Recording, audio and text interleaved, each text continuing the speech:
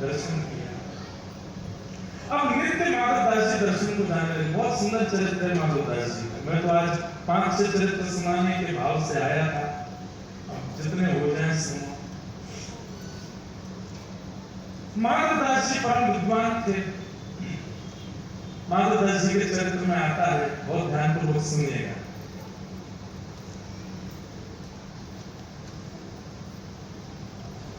एक परम विद्वान पूरे भारत में घूमते घूमते सब जगह विद्वानों को परास्त करते हुए सब जगह से विजय पत्र लिखवा लेता था कि मैं जीत गया। काशी गया तो काशी में उसको किसी ने कहा, बोले सुनो,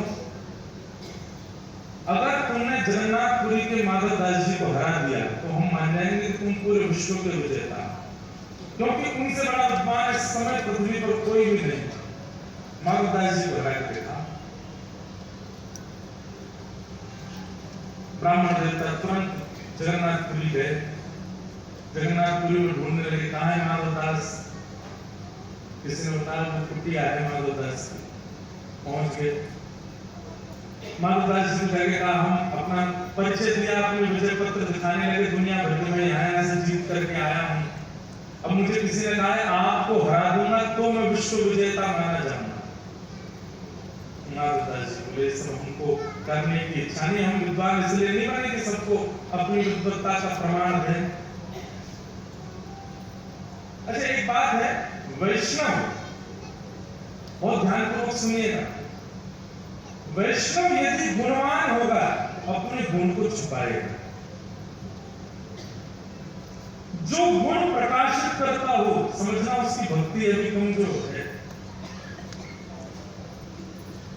बहुत ध्यानपूर्वक सुनिए। जो ठाकुर जी का स्वीकार किया गया वैष्णव होगा, वो अपनी कला को, अपने गुण को, अपने स्वरूप को, अपनी श्रेष्ठताओं को छुपाएगा।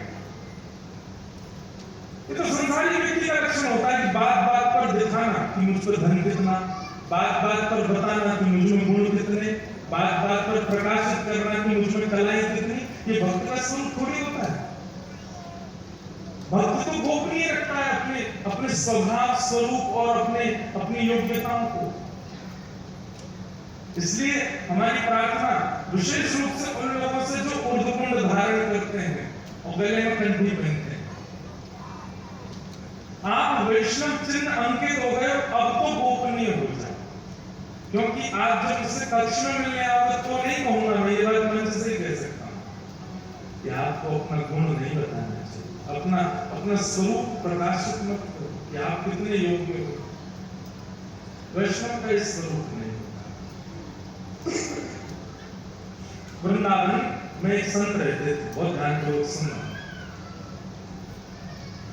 उन संत की महिमा इतनी थी कि महाराज चित्रकूट तक उनका प्रकाश हो गया। चित्रकूट के एक संत ने सुना कि वृंदावन में एक बड़े अच्छे संत हैं, वो ऐसे हैं, ऐसे हैं, ऐसे हैं, सब उनका भाव सुना। तो चित्रकूट के और महाराज जी की इच्छा हुई कि मैं भी जाऊं वृंदावन, जाकर उन संत का दर्शन करूं। कहाँ रहते? बोले किसी घाट पर विराजते हैं। तो चित्रकूट के महाराज जी वृंदावन आए। बहुत ध्यानपूर्वक सुन, सब लोग इधर। वैष्णव कैसा होता है? फोन तो थे नहीं कि उसको फोटो मंगा लिया हो कि संत का फोटो भेज दो या उनकी वीडियो भेज दो, कुछ था नहीं। पहुंच गए वृंदावन। अब पूछते जा रहे हैं, ये फलाने संत कहाँ रहते हैं? वहां चले जाओ, पर हमारे में किसी घाट पर रहते हैं। किसी घाट के समीप पहुंचे ही थे चित्रकूट वाले महाराज जी। उन्होंने जाकर के फिर पूछा किसी से, बोले भैया ये अमुक नाम के संत कहाँ हैं, मुझे उनके दर्शन करने। तो जिस व्यक्ति से पूछा वो बोले, अच्छा उनके दर्शन करने क्या? बोले हाँ, मैं भी अभी जा रहा हूं उन्हीं के दर्शन करने के लिए, आप मेरे संग ही चलते ना? बोला हाँ भैया बात कहाँ ढूंढेंगे, आपसे पूछ लेंगे। अभी आप एक काम कीजिए, मैंने प्रसाद बनाया है ठाकुर जी का, आप पा लीजिए। कहाँ से आए? बोले चित्रकूट से आए। बोले चित्रकूट से आए, हमारे ठाकुर जी का प्रसाद पा लिया। बैठा के उनको प्रसाद पवाया। प्रसाद पवाने के बाद बोले भैया आप चलो महाराज जी के हमको दर्शन करा दो। बोले अभी महाराज जी का समय नहीं है दर्शन का, वो ना 2 घंटा बाद मिलेंगे। 2 घंटा क्या करो? तो क्या करो? बोले प्रसाद पाया, थोड़ी देर और सो जाओ हमारे पास। आसन बिछा दिया, बढ़िया सुंदर सुंदर। अरे हमको नींद नहीं है। नहीं नहीं, सो जाइए ना, आप इतनी दूर चित्रकूट से आए। नहीं माने तो जबरदस्ती उनको सुला दिया। बोले लेट हो आप। हाथ पांव दबाने लगे, पैर पकड़ के मसलने लगे, हाथ दबाने लगे, पैर में घी लगाने लगे।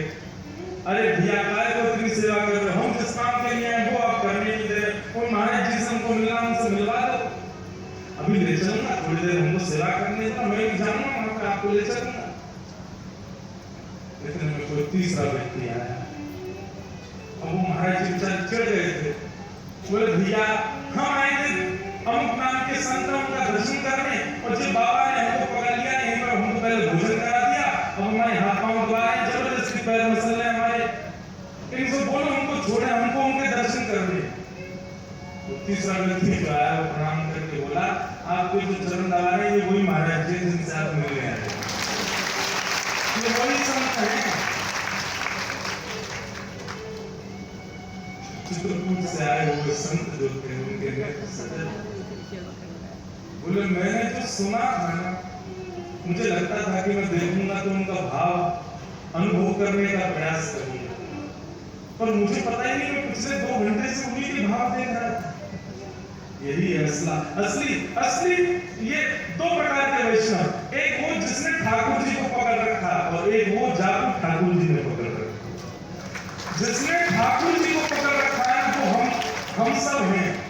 हमें आडंबर भी है, हमें दम्भ भी है, हमें प्रकाशन भी है, हमें सब कुछ। पर ठाकुर जी जब वो पकड़ लें वो अत्यंत गौर हो जाता है, अत्यंत गोपनीय हो जाता है, अत्यंत सूक्ष्म हो जाता है, वो शांत हो जाता है। वो अपनी योग्यता जिससे संसार रीझे वो कार्य वो कर ही नहीं सकता। योग्यता बताने से 4 लोग रीझेंगे उससे। और वैष्णव को डर लगता है कि कहीं वो रीझ ना जाए मुझसे। मैं जिसको रिझाने के लिए बैठा हूं केवल वही रीझ। मीराबाई कहती है, ओ बाला